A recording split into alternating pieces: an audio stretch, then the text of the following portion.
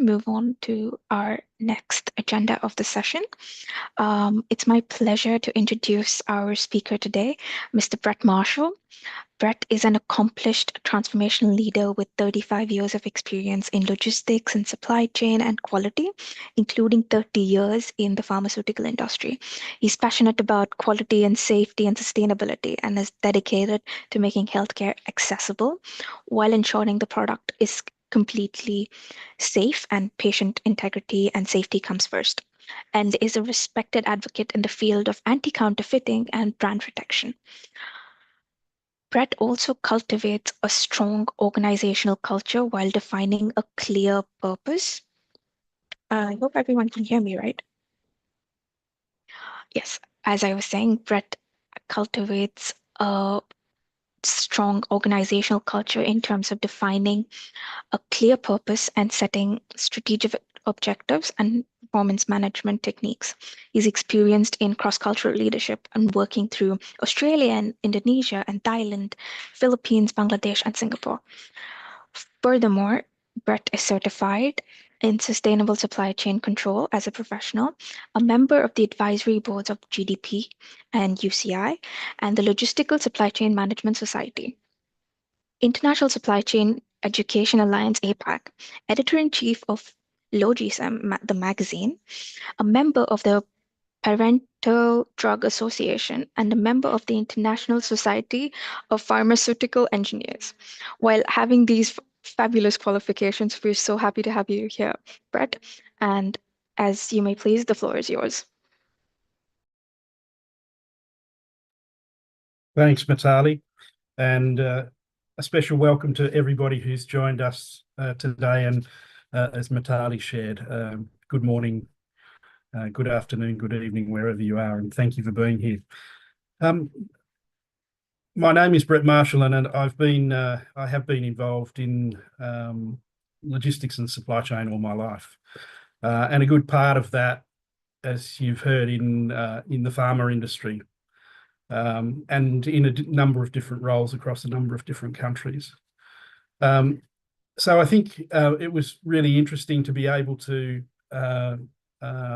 receive this opportunity to share some of my experience looking at public sector healthcare, public sector healthcare supply chains, probably with a different set of eyes coming from the private sector. And I have, over the past couple of years, also had the opportunity to participate in programs which have really helped me to change the lens that I was using when I look at public sector healthcare supply chains. And it's been a very fulfilling process. And so I'm going to share some of what I've learnt through that process today.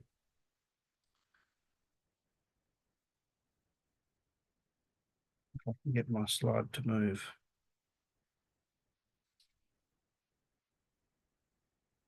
There we go. Okay, so before we start, I guess it's important to consider the importance of supply chains in the public sector. And it's really the backbone of patient access, particularly in countries that have universal healthcare.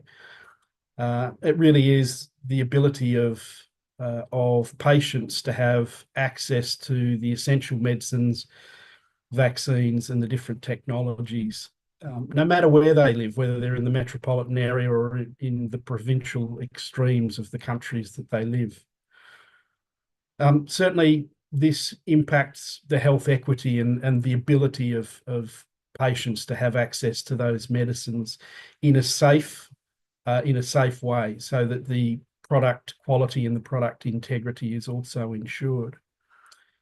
And it's also public sector health supply chains play a really important part in responding to emergencies that, particularly with growing pressure from climate change, are occurring more frequently.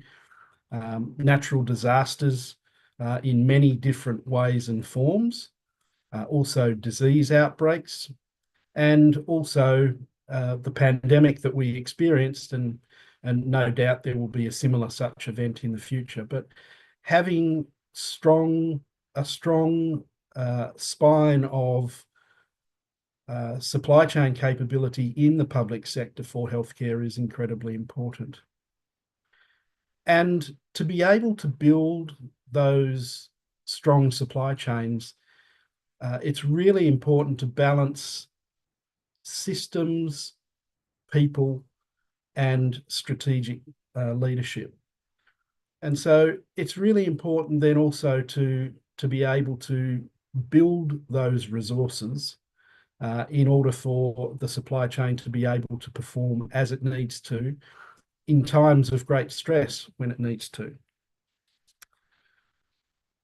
So there's a number of challenges in public sector supply chains, and this was probably one of, I think, it was a light bulb moment for me, being able to participate in one of the programs that I'll talk about shortly, to really understand the challenges that exist in public sector supply chains and in the work that people who are involved in managing and executing have to deal with.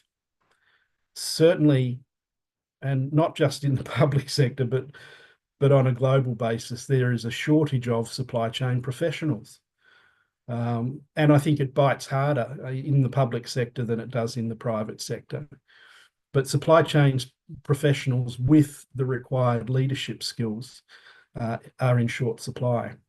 And at a time like we're living at the moment, where supply chain is really very much on the front page of major publications, and the disruptions that are being caused by shifting trade relationships and the impacts of tariffs, but also the global infrastructure for shipping and for the movement of goods by air, road, and rail. Also, one of the challenges is the infrastructure fragmentation and a lack of direct spend in logistics infrastructure in many countries, and especially, I would say, probably the low-income countries. Certainly, there is a very desperate need for real-time data and inventory visibility. And sometimes this can be just as simple as, providing the necessary data and information management that comes from a spreadsheet. But we need to be able to move beyond those spreadsheets themselves.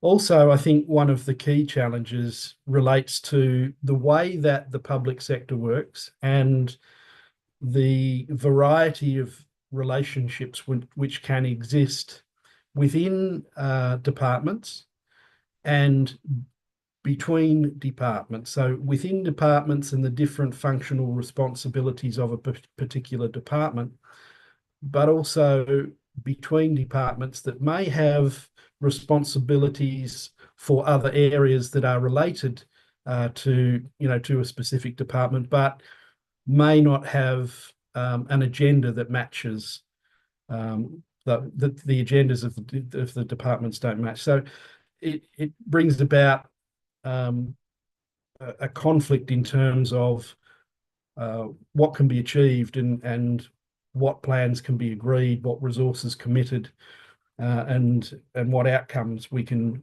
deliver. So I think this was one of the biggest challenges that I saw, and some very interesting ways of dealing with these types of problems. Also, the change inertia which can exist in public sector structures and accountability constraints. So it can be a lot different to try and drive a change process. because of existing plans, existing commitments, existing interests, and sometimes differences in terms of value systems that exist. And this can make implementing transformation projects very, very difficult, change projects very, very difficult. Being able to change processes, operate in different ways, and use systems in different ways, leveraging the information that can be available from those systems becomes quite a challenge. So these are accepted and very real, but they don't have to be a stumbling block to making progress. And I think that was one of the things that I was really pleased to see in some of the work that I was able to participate in. Um, so when we talk about the structures that we need to have in place um, in order to be able to strengthen healthcare supply chains, and particularly in the public sector, is capacity in terms of the infrastructure and resources that we have available to us, the capability in terms of the functional systems, the data platforms, the policy alignment, and even the user experience with these systems. Competencies in terms of the skills and the technical aspects, as well as management and leadership competencies. We're going to talk a little bit about that later, because this is an area that really is a passion for me also. And how none of these can exist individually. They are the ability to make progress, to achieve outcomes, is really about having gradual progress in all of these three areas: capacity, capability, and competency. And we'll talk a little bit more about that later. The programs that I've been able to participate in, and I've done two such workshops and two such programs with cohorts, is the Step 2.0 program, the Transformation Leadership Methodology. And I have to say that this is a program which has been prepared by the people that deliver Coalition. And I think it really represents an excellent body of work and an excellent tool or set of tools which can build impetus for change and really drive outcomes. And we'll talk a little bit about that more in a moment. Also, this is a program which really focuses on developing supply chain leaders and not just managers. And it is kind of funny, I think, when you get 20 or 30 people together in a room, not everybody sees themselves as a supply chain practitioner. So their day-to-day functions may be involved in functions that touch supply chain, but they don't really consider themselves to be supply chain practitioners.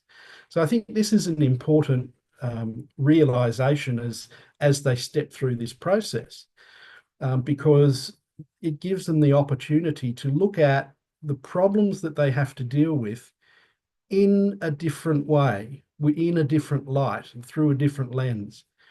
And it really does create new opportunities to be able to address some of the problems that they have to deal with. And that's what I think makes it such a positive experience. Certainly, a core to this program is Kotter's 8-step change model, and people that deliver are now starting to call that more the 8-step transformation model to guide systemic transformation. And as I say, the programs that I have seen and I've seen implemented and been a part of, this has been one of the areas that I've been impressed with. We'll talk a bit about that in just a moment. And also combining experiential learning, coaching, and group work. And this was I was involved as a coach, and I can promise you that I did as much learning from the team that I was, or the teams that I was working with, as the participants themselves. And that's what I think has been such a fantastic part of this type of tool set, is that it really is an opportunity for us to continue to learn and continue to grow and really make a difference when it comes to building and leveraging change opportunities in supply chain. So Kotter's change model or transformation model is fairly simple. The 8 steps are fairly simple. And the first 3 around creating urgency and forming a powerful coalition, creating a vision for change. This is really creating the impetus for change. And it's really building a lot of context around answering the question of why. Why should I do something? Why does change need to happen?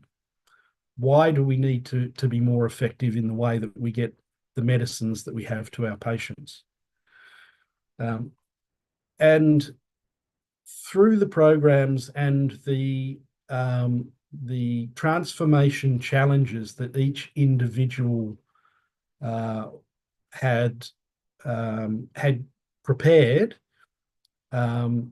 and then apply this methodology to the transformation challenge that they had identified, and move through the steps. And this takes about 12 weeks after the workshop that we do, the group workshop. And then moving into communicating a vision, empowering action, and creating quick wins, which are all about engaging and enabling organisations. And finally, building on the change and making it stick as a part of implementing and sustaining change. And I must admit, when I the first time that I saw this model, I thought, well, in my experience, I've seen a lot of models for the implementation of transformation, and I'll be interested to see how this model works. And I have to say that in both of the programs that I've participated in, I was stunned at how effective this methodology is for working on a targeted problem and building the ability to deal with that problem through the people that you work with and the people that might be in other departments but have responsibilities linked to yours.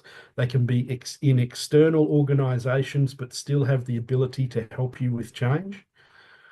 Really fantastic. And the ability then to communicate vision and be able to ensure that not just your leadership, but often the senior leadership of broader departments and the provincial collection of departments was very, very powerful. And then being able to build an initiative that can be implemented and then work towards how we ensure its longevity. So it's not like just looking at a PowerPoint, seeing that the PowerPoint finishes, and then we move on to the next thing. It's really the change that is being implemented is fundamental to the process. It has fundamental outcomes that drive better results for patients and for the not just the patients, but the families of the patients as well.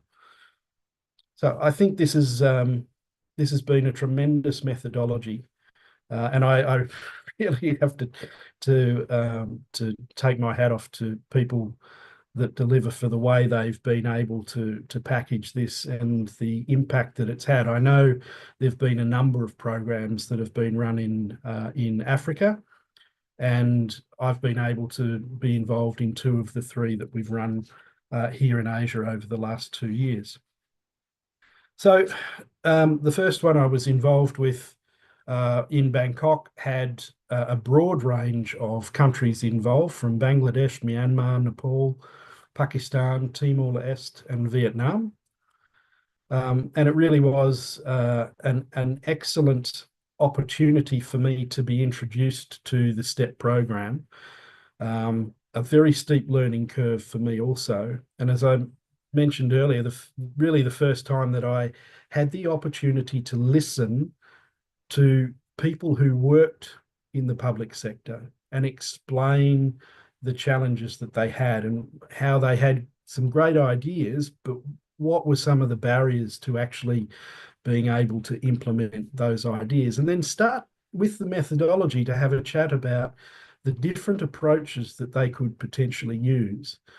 And it really was a tremendous experience. And then my second session was in Cambodia, and that was a range of team members from the Cambodian MOH, the National Immunisation Program, the maternal health centres, and also WHO and UNICEF were involved in that. They had team members who were participating as well. So this has been it's a process of introducing the concept, introducing the tool set, starting to work on specific problems. And certainly one of the things I've seen very consistently is that when transformation challenges are first defined, it really is, it's a very big objective. And so one of the first things we need to do as a part of this process then is to start to pair that very big objective back to something that can really have an impact and that is very specific in terms of expectation and outcome. And that's an excellent part of the process too, because it really does start to focus effort where it is required. So excellent workshops. When we look at enabling transformational change, it's quite common to look at these three aspects: people, process, and systems. And it's something that over the last 10 years, even in my previous role, heading the quality team in a pharma distributor that had presence in 16 countries. So I built a quality team from about 80 people to nearly 250 people. But quality is also an area that is important from a governance perspective when we're looking at the operation of pharma supply chain. And so when I was looking at how I build the capabilities of the teams in a quality perspective, I also leaned on these three aspects of people, process, and systems. And I think the interesting thing for me, when I was reflecting just before we started to talk today, there is a chart that I have, and I'll share it with the UNITAR team. But it really creates a visual link which demonstrates that each of these three areas are completely dependent on each other. It's impossible to achieve transformational change by just fixing people, or just fixing process, or just fixing systems.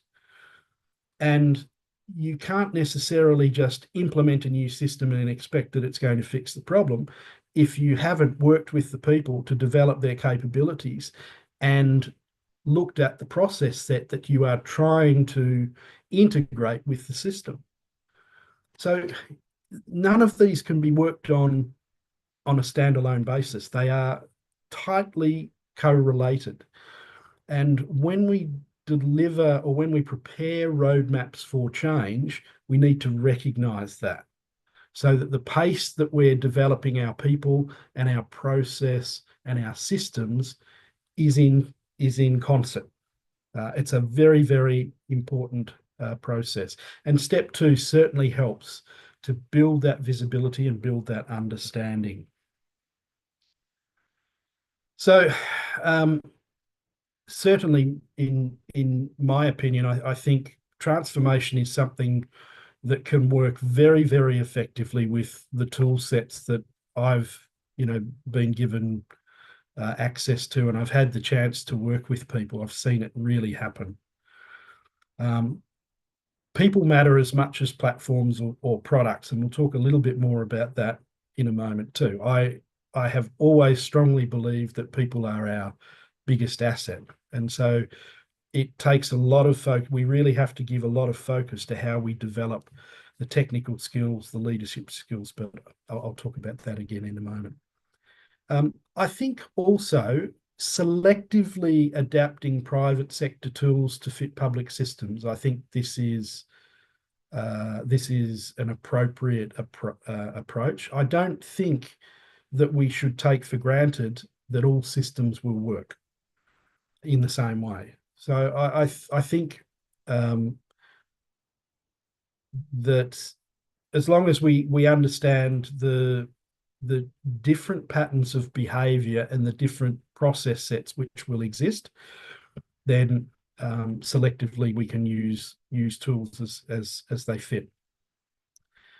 There's no question in my mind, strong supply chains save lives, and strong leaders build strong supply chains. And I've spent, from a private sector perspective, I've spent a long part of my life making sure that the infrastructure, the systems, the technologies, the people, the process that we have are ensuring rigorous quality, rigorous integrity, and patient safety. I wanted to spend just a little bit of time on I'm just checking how much my time is. A little bit of time on competency frameworks and individual development plans, because similarly in the quality team that I was working with, this was a really, really important area of work that I have to admit I didn't get a whole lot of support from my human resource team to implement initially. Um, but I think as the process became more mature, then people started to see the benefit of what the program was. But we started very basically with spreadsheets. But I think the discussion of competency frameworks is also really well documented. You'll see on the right-hand side there of the slide. There's a paper that's been prepared called Presenting a Framework to Professionalise Health Supply Chain Management.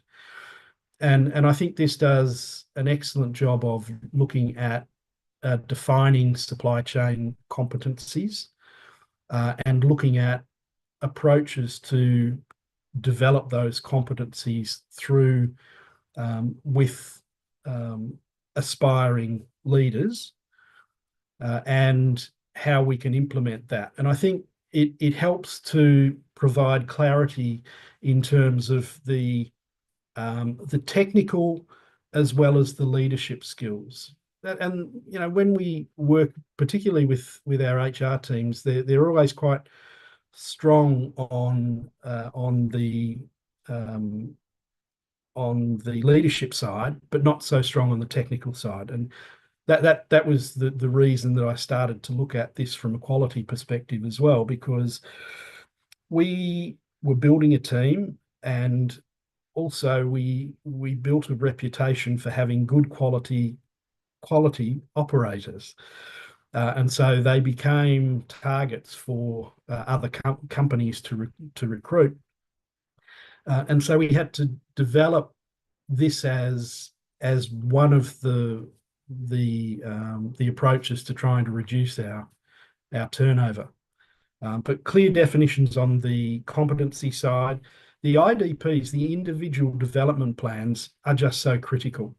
And too often these are managed on a 12-month basis. They really need to be, in my opinion, they need to have a much longer horizon, because people like to know what they're going to do in 2 years' time or 3 years' time, and what that next role might look like, and how do they start to prepare themselves.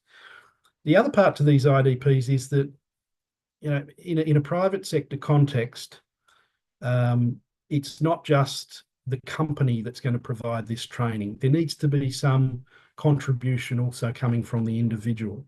And it's important to understand what the aspirations of the people are and what the values of the people are, because the individual development plan needs to take into account these aspects as well. And being able to document what your aspirations are can be quite challenging, particularly with the younger aspiring leaders. It really is. I'm no longer as young as I used to be, but I do remember in my mid-20s that if somebody had asked me to define what my career aspiration was, I probably wouldn't have done a great job.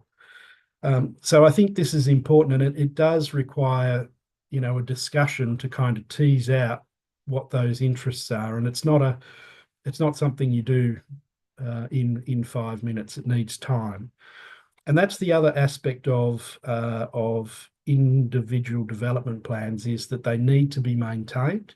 They need to be the subject of meetings with individual team members at least twice a year, and outside any performance assessment process. This is a dialogue, an important dialogue, and it's important for us to understand the aspirations of our people and the future desires of our people, so that we can build together with them to achieve those aspirations. I think it's a really is a journey, but it's a fantastic journey to be a part of. So um, also then, as we look at building these technical competencies, these competencies that we develop, identifying the skill gaps versus specific competencies that are going to be required, building the individual development plan, and aligning that with the strategic roadmap of the organisation is really important. And I think also step 2.0 includes the ability to talk about competencies and prepare individual development plans as well. And it's an introduction to that process, but I think it's one area that we can continue to work on to really underline just how important it is to your future ability to develop and your future ability to achieve your aspirations. It needs work from both the organisation as well as the individual. So this is my closing slide. And what I'm trying to put together here is how we link together the framework that we learn from Kotter's change transformation model, those 8 steps, in the context of what we want to do in building our human resource capability for supply chain practitioners in public sector healthcare supply chains. There is just one aspect that I wanted to pick out, just because I've spent the last 10 years in quality, but when I was looking at the defined competencies in the prior document that I talked about, I didn't feel that the quality aspect was strong enough. There are there are mentions of the word quality, but quality as a governance role and the importance of quality to ensuring the fitness for purpose of infrastructure, systems, technology, process, and even people is very much underestimated. So I would like to see quality as a specific competency also defined.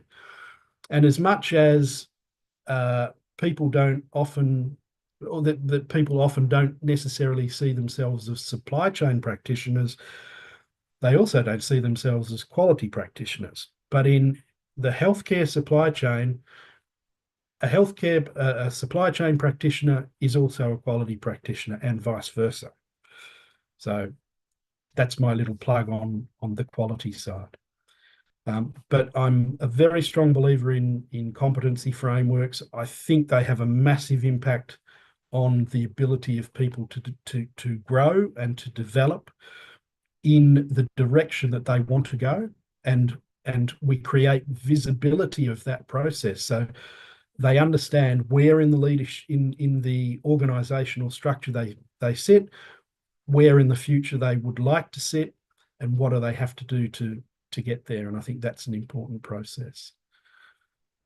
So that pretty much wraps up my presentation for today. And I think um, certainly if you'd like to reach out to me, ask me any questions offline outside this program, then there's my LinkedIn QR code, so you can scan that. And I'm happy to be in contact, and I'm happy to have conversations about anything that I've shared today.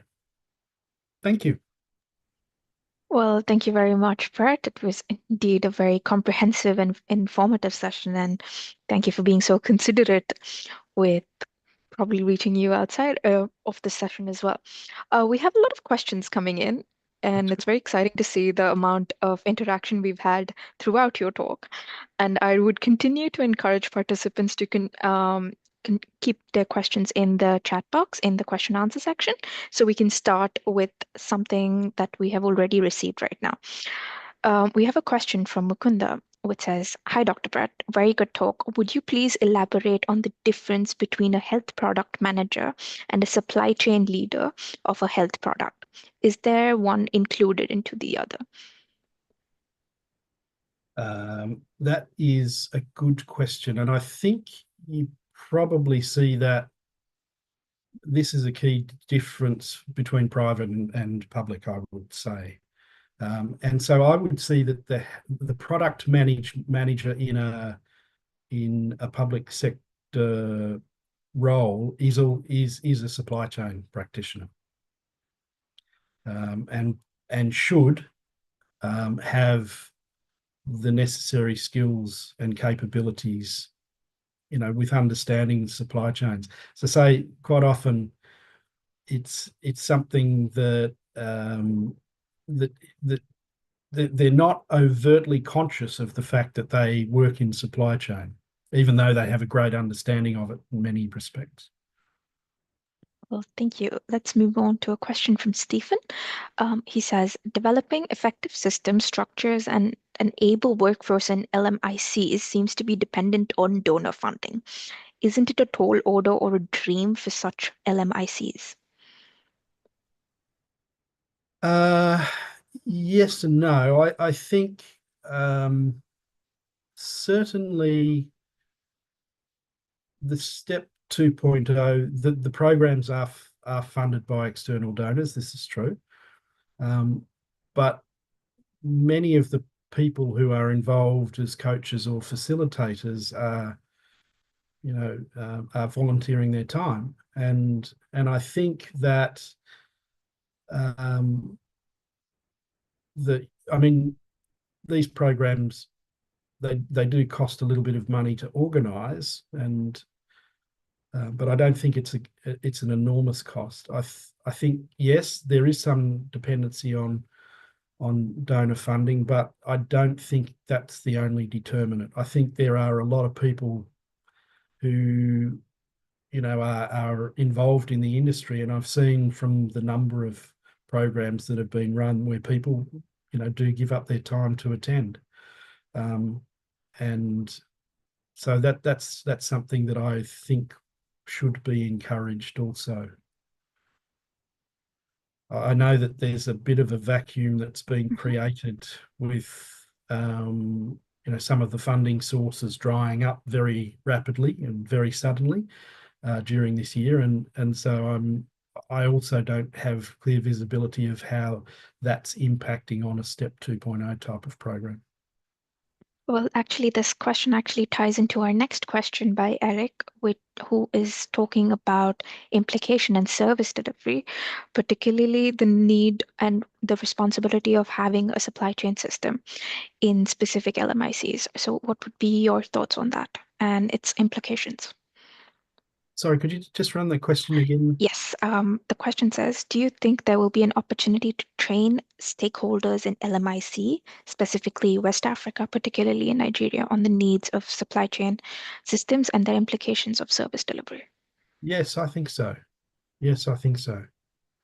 And it's just a question of providing visibility of the specific needs, and then I think the tool sets that we have um, give us the ability to to train people as they need to be trained, or set up the structures to begin that training process. Not Doesn't happen overnight, but you start the journey. Understood.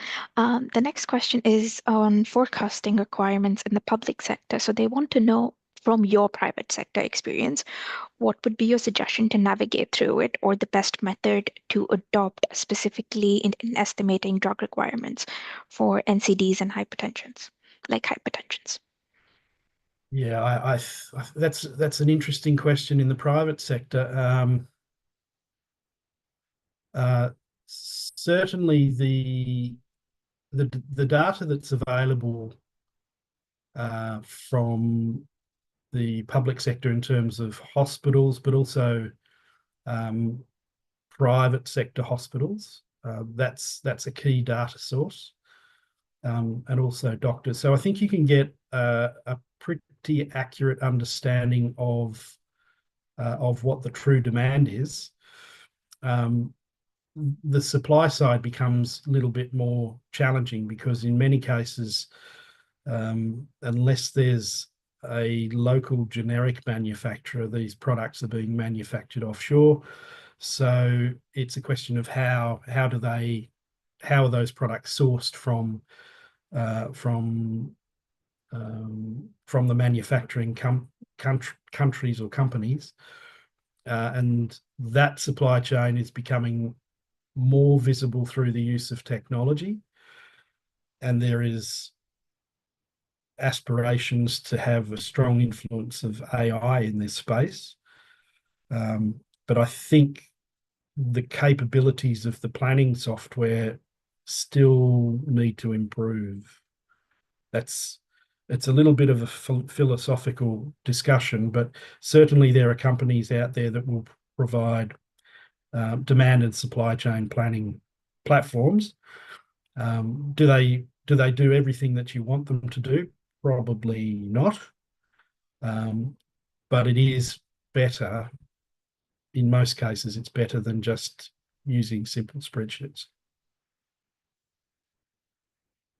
Understood. Thank you. And let's just take one last question. How can local manufacturers be more efficiently integrated into the national health supply chains to ensure long-term resilience? I think that's a great question. Um, I think it's their ability to demonstrate, the quality, the assurance of quality in their manufacturing process, and in the integrity of the products that they manufacture, and the fitness for purpose for patient consumption.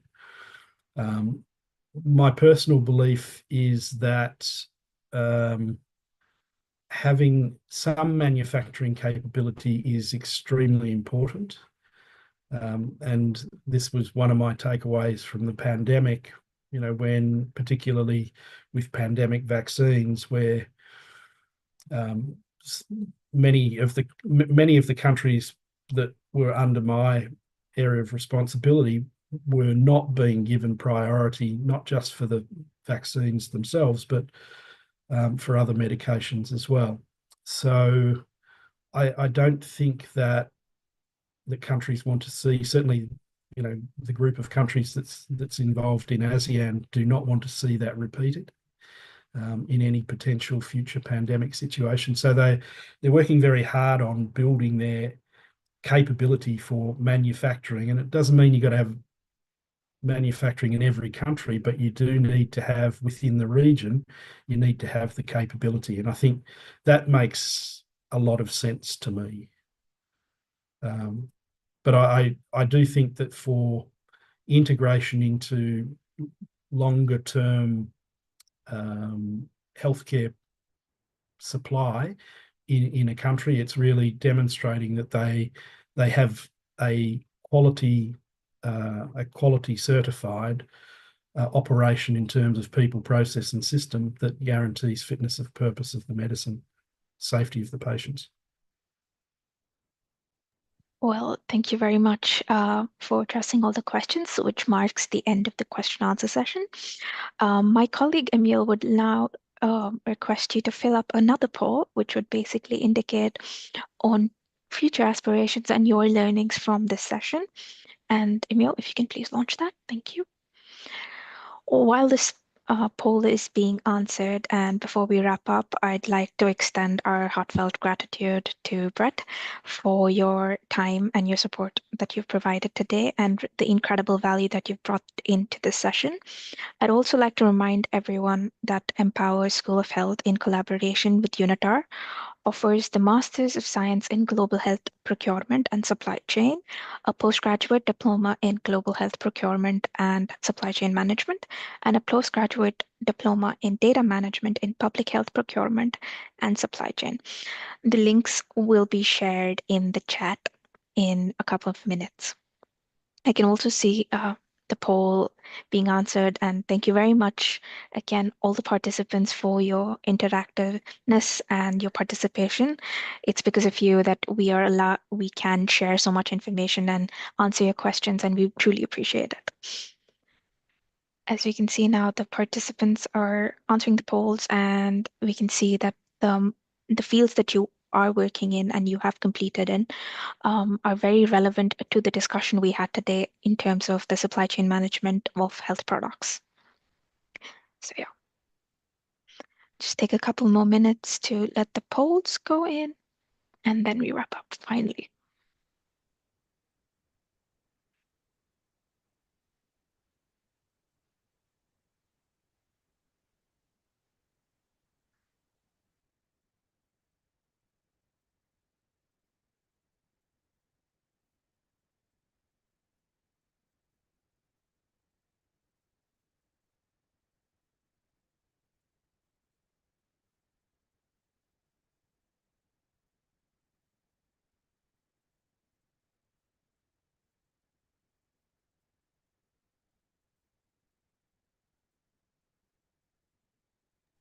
Well, if you have any other questions related to Empower's programs offered with UNITAR, please feel free to reach out to any of us on the panel, and we will see you again for our next webinar, hopefully. And again, as lastly, thank you, Brett, for your time today, and very much for your guidance. Most welcome. Thanks Have for a good day, everyone. See you soon. Bye bye.